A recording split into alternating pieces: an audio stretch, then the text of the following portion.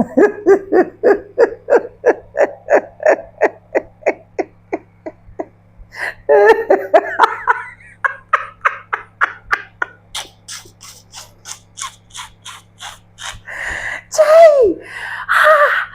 What a pity.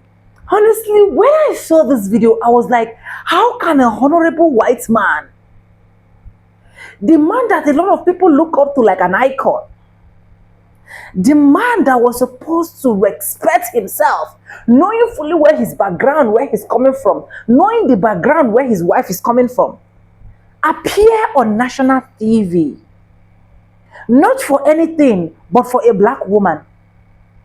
He did not end up there. He appeared on international TV, live TV, not for anything as well, but for shaming a black woman. Now, this man is shaming a black woman that is literally 110% better than him. And that is why I keep asking people, before you get married, why don't you look very well who you're getting married to? Look at the disgrace that a father is bringing to his children. Look at how Americans are making mockery of him. And I am here to also add my own national share, because he chose to make it live. He chose to think that the only woman, a black woman, is what he is so concerned about, while he has his own flaws that he is supposed to be taking care of. Anyways, welcome back to the channel. My name is Sonia. Subscribe, like, comment, and share. And credit belongs to the original creators of every single clips and stitches we have in our today's episode. With that being said, let's dive right into this video so that you guys can get the trash coming out from this man. And I will be back with commentaries. Let's go watch, guys. And Jasmine Crockett. Oh, Jasmine Crockett. The record speaks for itself. She wants to be a senator, though her street girl persona is about as real as her nails.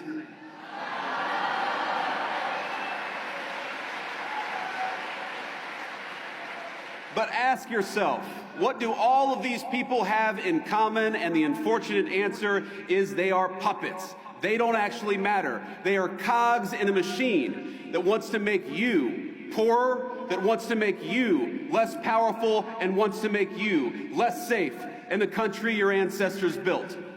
And while President Trump and I are doing everything we can to break that machine, the left is still there, my friends, and they are still very powerful. Don't delude yourselves. It's the activist groups who want to poison your kids with hormone replacement therapy and toxins in your water supply.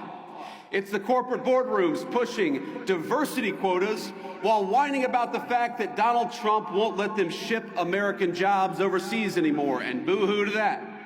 It's the rogue district judges who issued nationwide injunctions every time the president lifts a finger. It's the Soros DAs who cheered on as their cities burn. What unites them? They win when our country loses. They get rich when you get poorer. They hire the illegals that they bring in to take your jobs. They drink fine wine in the countries they ship your jobs to. They censor you because they'd rather destroy the Constitution than risk losing an argument. They bring in millions of voters because they know they can't win the argument with the people who are already here. And you know what else unites them? We are going to kick their ass next November and every year after that.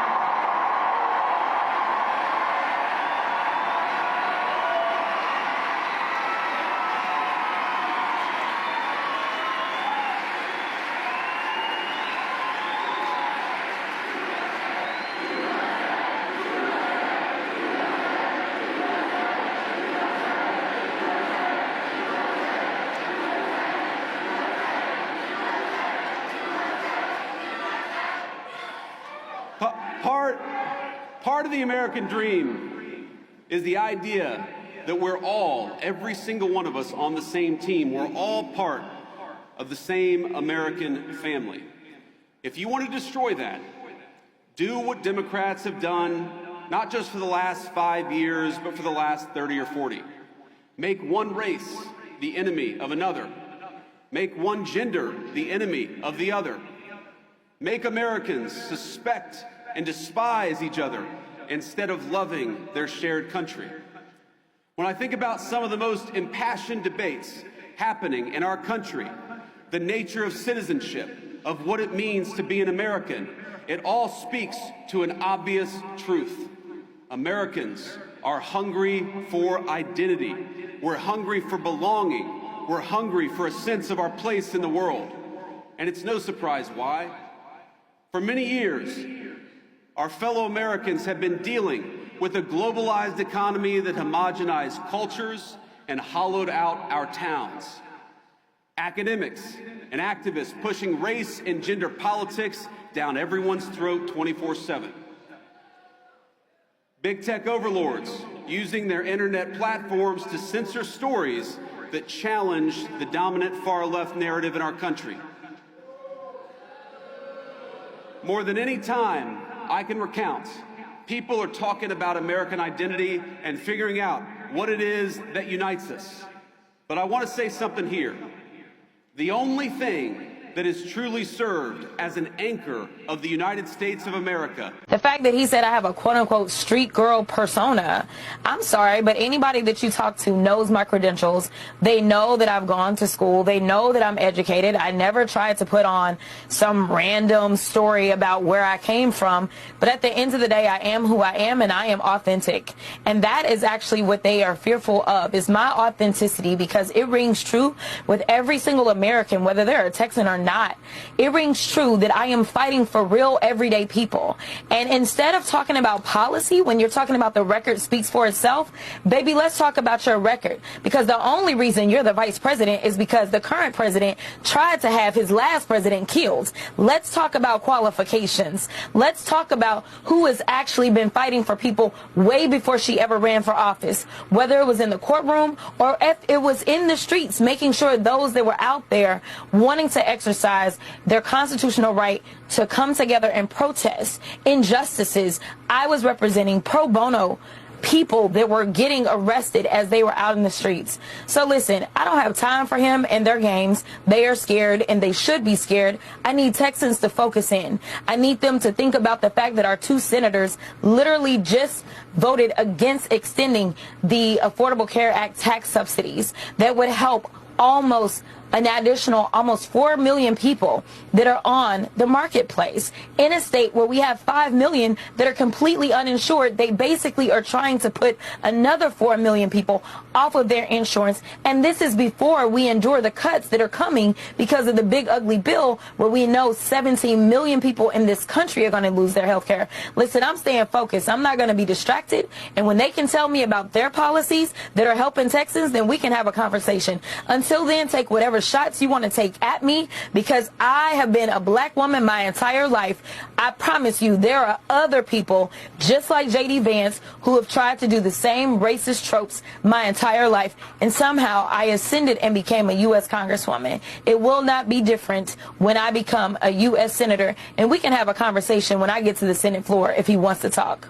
Me be crystal clear that I will not only be voting for Jasmine Crockett here in Texas, I will be campaigning on her behalf. Anyone who is against Jasmine Crockett running or winning is a Republican op. Donald Trump got on the stage yesterday and said that he is the first Jewish president. If you want to worry about someone, go worry about your first Jewish president that you allowed to get into office. I will be putting myself and my fellow Americans at the forefront of my thoughts when I vote. The only people I'm worried about saving right now are the people that are here in this country. My children, my friends, my family. I cannot pour from an empty cup, and we are not going to be able to save any other nation if we are under attack. Jasmine Crockett has my full and utter support. And anyone who is in opposition of Jasmine Crockett winning that seat is in opposition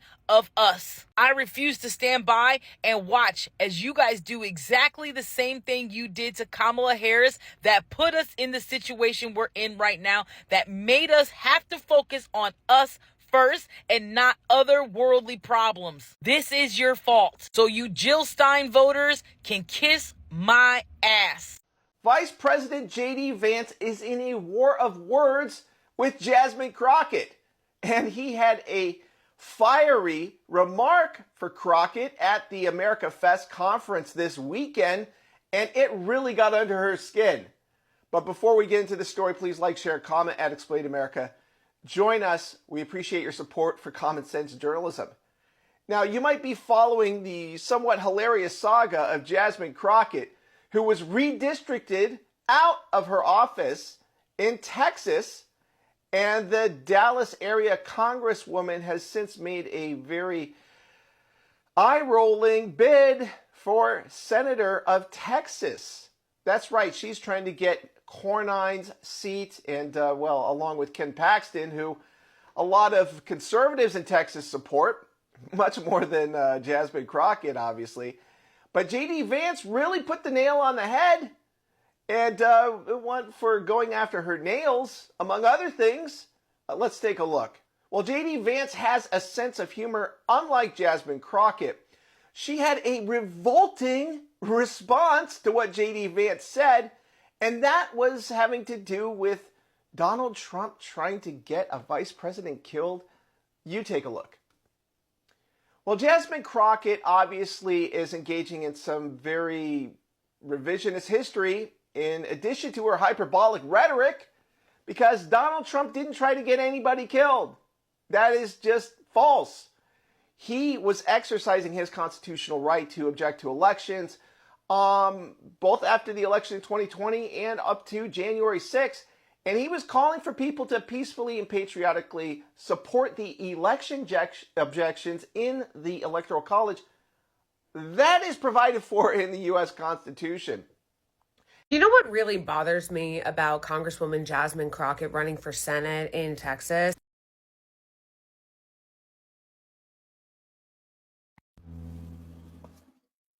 It's not the fact that she ran this really embarrassing, incredibly narcissistic ad that basically is just about herself, or the fact that Texas very much is still a red state, so it's unlikely that a Democrat is going to win for the Senate there. A black woman took another man's derogatory comments of her and then used it to empower her message, flip it for positivity, and you call it narcissistic? There are red states that have Democratic leaders. Georgia just elected a few this past week. So just because it's red doesn't mean Democrats can't win. Continue. You can cope and seethe about it all you want, but the fact of the matter is, Jasmine Crockett is a very standard conservative corporate Democrat.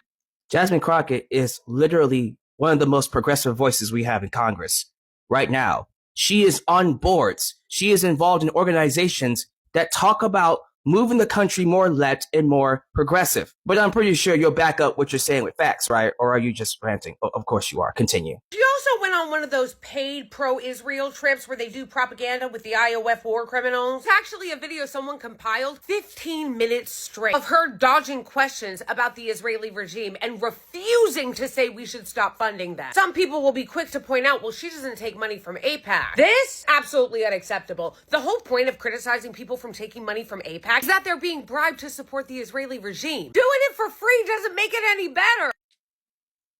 It's no longer a talking point that she doesn't take money from AIPAC. Now it's, well, she's working for them for free. These people, bro, they wonder why we're stuck where we are. They wonder why we can't progress anywhere, because they want Jesus Christ. Here's what's crazy about it. Even if Jesus Christ ran, he would still not be perfect enough. Why is it that black candidates have to be 110% perfect all the time and not have a single blemish on their record? So you want to nail Jasmine Crockett for going on a trip. You want to nail Jasmine Crockett for not answering an interview question the way you want her to answer it. You want to mislead people to think that she endorses the unaliving of people in Gaza.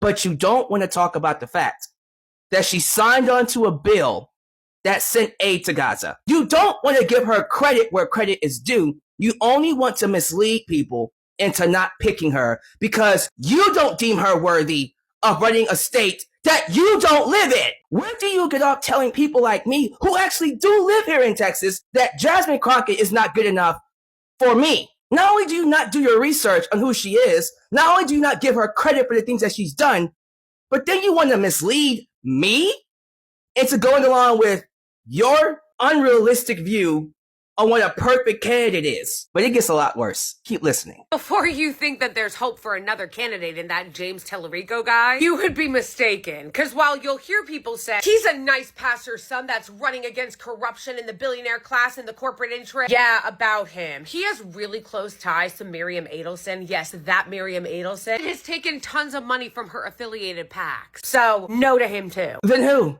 If James Tellerico's not good enough for you, we can't pick Jasmine Crockett.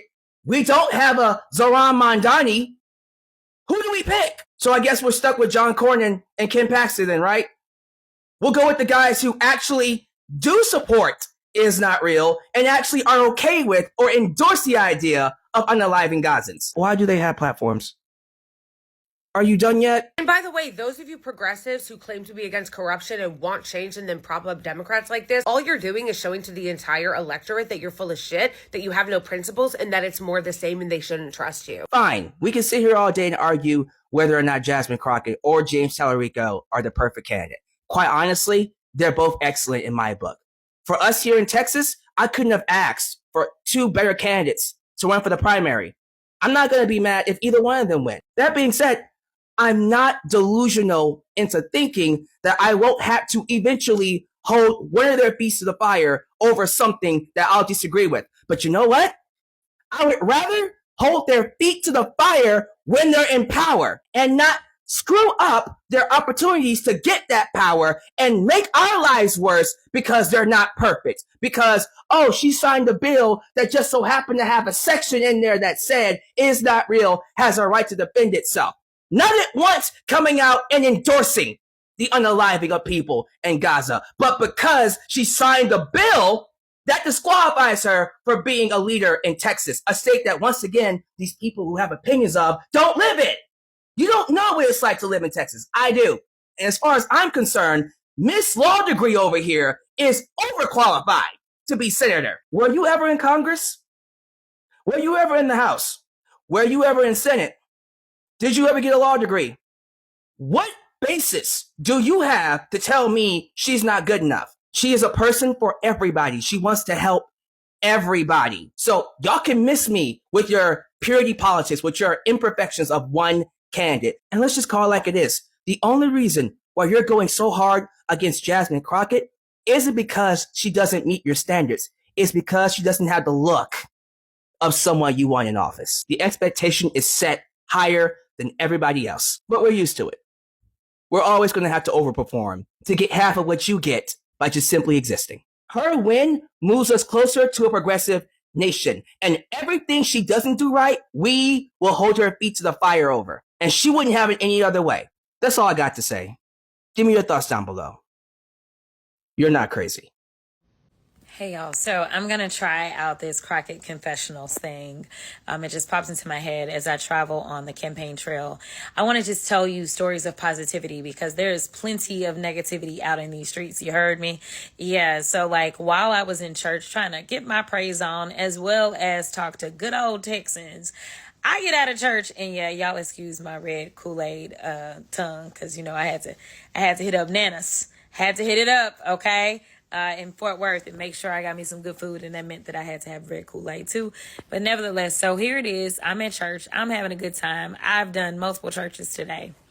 And I finally finished with a lot of things before I now have to jump on MSNBC shortly and hopefully can eat my actual food because I'm ready. Got to get to them turkey wings. I was blessed by so many children today. I have said it before that God has to yell at me. And so all I could think of was out of the mouths of babes today.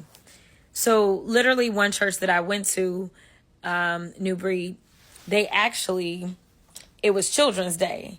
And so this 10-year-old little boy, y'all, delivered a whole message to the extent that I was crying because He was so good, and it was so on point that it was like God was speaking directly to me, okay?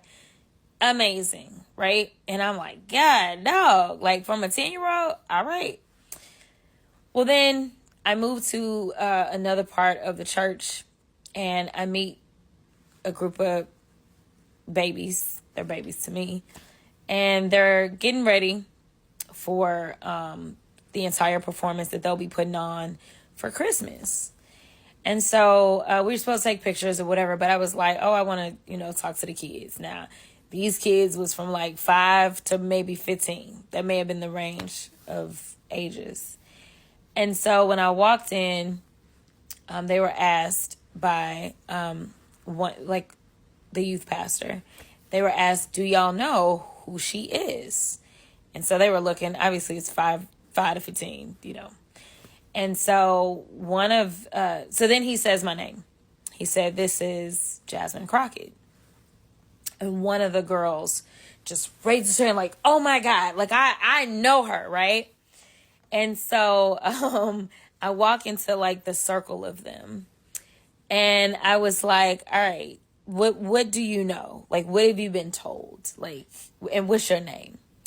So little Autumn, who is about 10 years old, says that I know that you stick up for yourself. Y'all. Y'all. I don't really have the words. So here it is. I go through this with little Autumn, and she knows who I am. And shout out to her parents, because that's the only way that she would know who I am. But she's 10 years old. And she says that she knows that I stick up for myself. And so I decided to have a conversation with these babies about the importance of sticking up for yourself and asking them if anybody's ever been mean to them, and telling them that, it's not right to be mean to people. But if somebody's mean to you, you should always stick up for yourself, right? So I go through and I finish out my day where I'm outside, because now I got to do inside things. And I finally get to my phone, and I get these text messages from multiple people. So I'm like, what is happening? Like, what has happened, right? And I find out that the Vice President of the United States decided to have my name in his mouth for no apparent reason. And it seems like he may have had a speechwriter write my name in. Now, they want to convince people that they are not concerned about me. They want to convince people that they actually want to go up against me in the general election, but for whatever reason, they can't keep my name out of their mouths. Mind you, I got a primary. So like, why are you still talking? Why are you talking? Why are you talking? Like, what is happening? Right? And then you only like intertwine me in like the middle of all of the other racism that you popping off with. And yes, I'm gonna call a thing a thing. Yeah, I am. And I'm not calling you racist just cause. I'm calling you racist because you are. So I just want to be clear, right? And you don't get a pass because you married someone who's not white. I'm just saying, you can still be racist because you evidence it every single day. But as Autumn said, I will always not only stand up for myself, but I will stand up for little girls like Autumn that are looking for leaders that they can believe in and know will see them and value them and love on them and encourage them for generations to come. So you can continue running your mouth. That's cool. I'm going to continue to work in these streets because I work. I already knew like all of the nonsense that has been popping off. I've been black my whole life, and I've been a woman my whole life. So guess what? I know what it is to have to work 5 times as hard as so many other people. Many of them are sitting in this cabinet, unqualified to do anything. Almost but it's Sunday and I just got out a lot of church. Unqualified and unserious and frankly corrupt. So you can keep talking and I'm gonna keep working, and I'm gonna get to as many Texans as I can, whether they are able to vote or not. Just like the Autumns, there is value in me holding space. There is value and me continuing to be the strong voice that I have been in the face of opposition. So while you were out talking noise, I was going and getting the word of Jesus, as well as listening to some of the most powerful voices in our country. 10-year-old kids who seemingly have a lot more sense than the people that are running this country right now.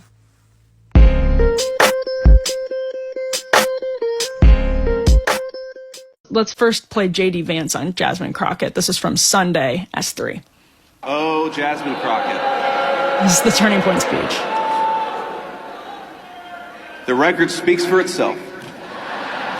She wants to be a senator, though her street girl persona is about as real as her nails.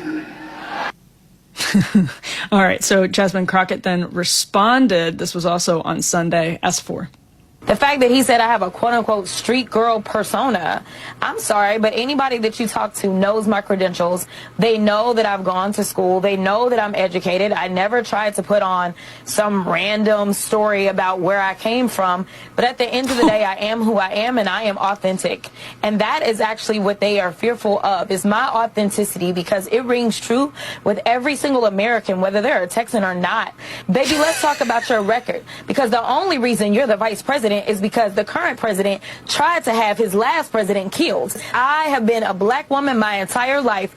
I promise you there are other people just like J.D. Vance who have tried to do the same racist tropes my entire life, and somehow I ascended and became a U.S. Congresswoman. It will not be different when I become a U.S. Senator, and we can have a conversation when I get to the Senate floor if he wants to talk.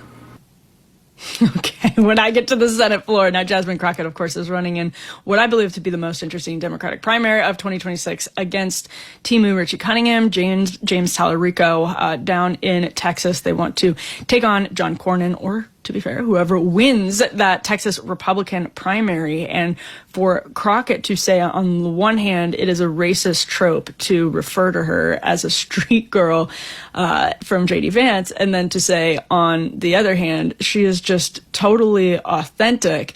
You see the struggles of the nascent Crockett Senate campaign, because she wants to pretend now that she didn't intentionally talk like she was on the street about Republicans and about other Democrats, which she did. I mean, I call it, I wrote a piece recently calling it stylistic populism, or something like that. I don't even remember my own quote, but, and that's different from like policy populism. Crockett wants you to think that she's populist because of the way that she acts, but she wants to govern the way Hakeem Jeffries says, right? The way the Democratic establishment wants her to. When Senator J.D. Vance called Congresswoman Jasmine Crockett just another ghetto politician on national television, he thought he'd scored a devastating political point. What happened next left millions of viewers speechless and changed the eye trajectory of both their careers. The CNN panel discussion on urban economic policy suddenly transformed into one of the most powerful moments in recent political history, when Crockett's response, delivered with steel-cold composure, silenced the entire studio. Within seconds, the clip began spreading across social media, and by morning, even Vance's own allies were distancing themselves from him. If you've ever witnessed someone underestimate a formidable opponent in real time, you're about to see a masterclass in dignified strength that America won't soon forget. Like and subscribe to see more powerful political confrontations, where underestimated leaders demonstrate exactly why they've earned their place. The moment was captured from multiple camera angles. Vance leaning forward with that characteristic smirk, interrupting Crockett mid-sentence with his dismissive comment. The other panelists froze in shock. Veteran political commentator Michael Smirconish visibly flinching, and economist Nella Richardson shaking her head in disbelief. For a brief second, the control room fell silent, unsure how to handle what had just occurred on live television. But it was Crockett's reaction that captivated viewers. She didn't raise her voice. She didn't lose her composure. Instead, she turned directly to face Vance, her expression calm but resolute, and delivered a response so powerful that its impact would extend far beyond this single political exchange. Jasmine Crockett had built her career on substance and resilience. A civil rights attorney before entering politics, she had risen from the Texas state legislature to the U.S. House of Representatives, where she quickly established herself as a sharp policy mind, particularly on criminal justice reform and economic development. Born in St. Louis and raised in a working-class family, Crockett had worked her way through college and law school, later representing clients who couldn't afford legal defense. Her eloquence and preparation in congressional hearings had earned respect across political lines, even as her progressive positions made her a target for conservative criticism. J.D. Vance represented a different political trajectory. The best-selling author of Hillbilly Elegy, Hey! Anyways,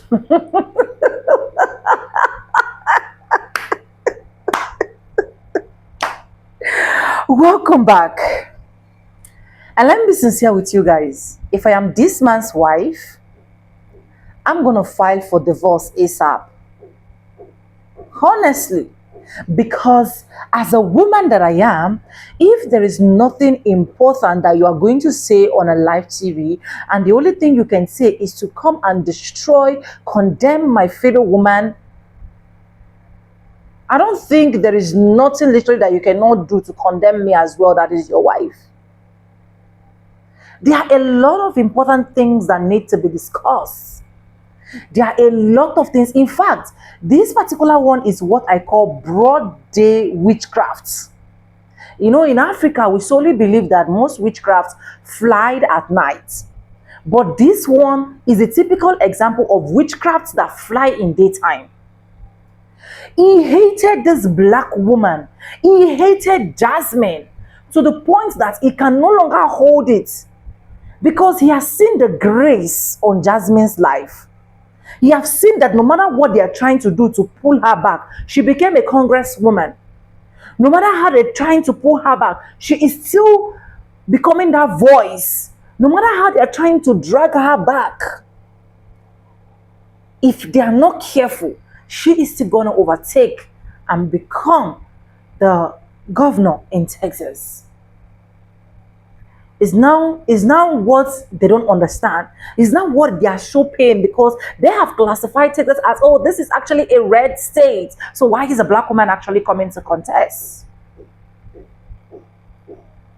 They are pained to the point that even when the orange man will say, go and say this on live TV, they cannot say no. You see, that is why you don't become a subordinate to someone that can subject you to any single thing. Look at how you made yourself look, sorry to use the word, stupid before a whole wide world. Look at the way this matured woman gave this man the answers that he deserved.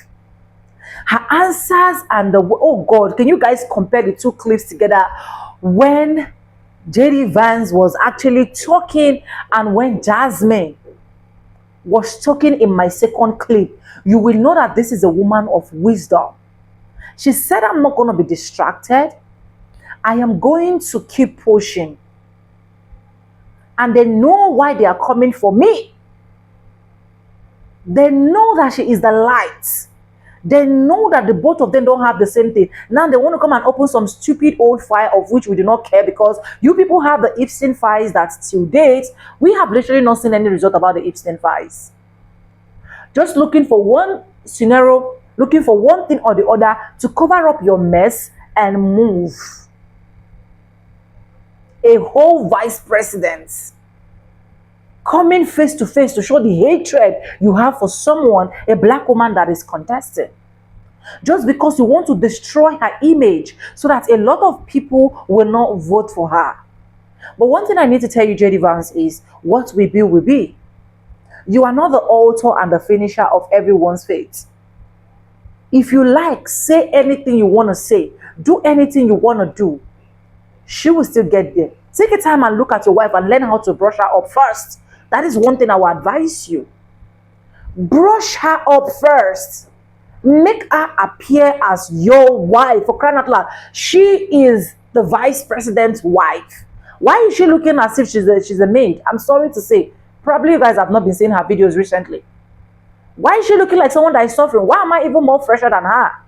You are the vice president and I'm just an ordinary person. So focus on your family matters. Make them look well and look out for things that you're going to be doing for yourself, because it's coming close. Your tenure is coming to an end. You have the right, the audacity, the effrontery, the temerity to talk to a black woman like that, to talk about her qualifications, to talk about her certificates. Even if they are pushing you, you need to check, clock it, check it, clock it before you come here to say anything. Honestly, I was so disappointed when I actually saw this clip. But was I too surprised? I was never surprised. Because for someone like JD Vance, I expect a lot of things that is even more than this. That's his nature. His nature is, you push me, I will go. Anything you say, I will do. Because he don't literally have a choice.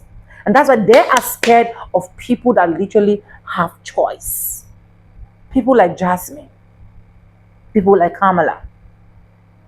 People like Joy. People like me. And people like my special black Americans. Whatever. Let me know what you think about this particular video. Credit belongs to the original creators of every single clips and stitches we have in our today's episode. If you have not subscribed, subscribe, like, comment, and share. And yeah, I want to say thank you so much for every one of you supporting this channel, dropping commentaries, sharing, joining my membership, dropping super thanks. I do not take you guys for granted. You guys are absolutely the best. And yes, with that being said, with no further ado, I'll like listen in my videos. I'm going to be saying bye, and I'll see you guys in my next one. For now, bye guys. I love you guys. Mwah.